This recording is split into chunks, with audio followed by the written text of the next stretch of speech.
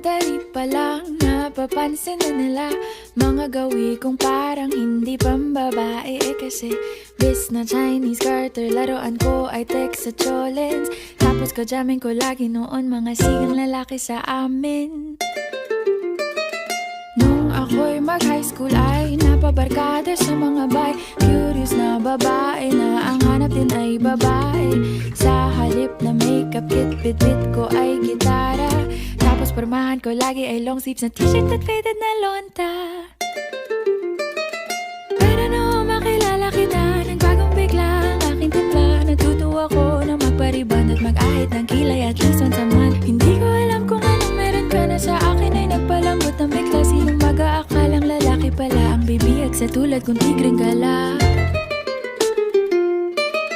Kahit ako'y titibo-tibo, puso ko ay titibok-tibok pa rin sa'yo. Isang halik mo lamang at ako ay tinatablan. At ang aking pagkababae ay nabubuhayan na para bang bulaklak na namumukadkad. Dahil alaka mo sa dilig at katamtamang sikat ng araw-araw mong pag-ibig sa aking buhay nagpapasarap.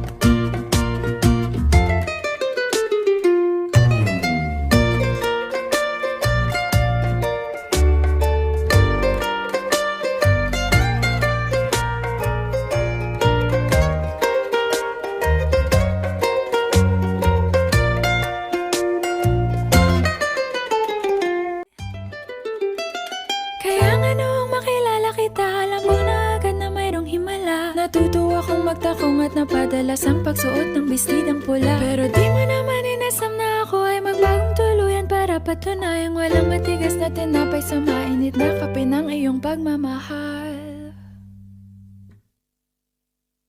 Kahit ako'y titibo-tibo, puso ko ay titibok-tibok pa rin sa'yo.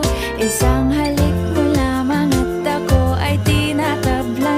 At ang aking pagkababae ay nabubuhayan na para bang bulaklak na namumukadkad.